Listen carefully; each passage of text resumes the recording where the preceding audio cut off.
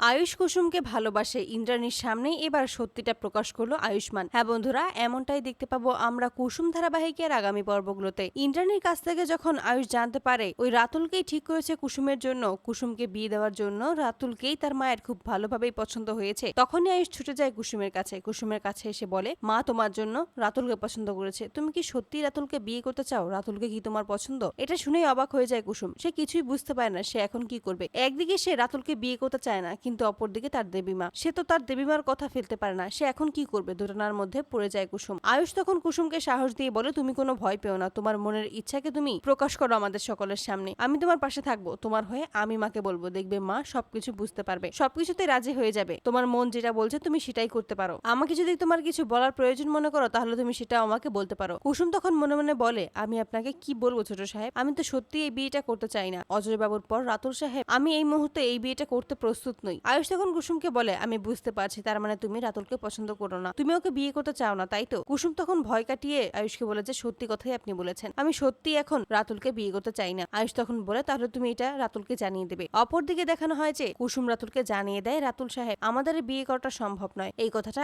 আপনি দেবীমাকে বলবেন, আমি এটা বলতে পারবো না। অপরদিকে ইন্দ্রাণী সকলের সামনে ঘোষণা দেয় যে রাতুলকে তার খুব পছন্দ হয়েছে কুসুমের পাত্র হিসেবে। তখনই রাতুল বলে যে কুসুমের মতো মেয়েকে সে বিয়ে করতে পারবে না। এতে করে ক্ষিপ্ত হয়ে যায় ইন্দ্রাণী, রাতুলকে বলে যে এক্ষুনি এই বাড়ি থেকে বেরিয়ে যাও, আমি তোমার মুখ আর কোনোদিনও দেখতে চাই না। রাতুল যখন চলে যাবে ঠিক সেই মুহূর্তেই আয়ুষ আটকে দেয় আর বলে যে বাকি কথাটুকু শুনে যাও। তখনই সবাইকে অবাক করে সকলের সামনেই আয়ুষ বলে দেয় যে সে কুসুমকে ভালোবাসে আর সে কুসুমকেই বিয়ে করতে চায়। এটা শুনে ইন্দ্রাণী সহ সকলেই অবাক হয়ে যায়। তো বন্ধুরা, তোমরা এটাই তো চাওয়ার জন্য এভাবেই আয়ুষ যে কুসুমকে ভালোবেসে ফেলেছে, কুসুমকে যে তার জীবন সঙ্গী হিসেবে চায় পাশে, এটা যেন সকলের সামনে প্রকাশ করে দেয় আয়ুষ। কমেন্টে জানাও। আর নিয়মিত আপডেট পেতে আমাদের চ্যানেলটি এক্ষুনি সাবস্ক্রাইব করে পাশে থাকো। ধন্যবাদ।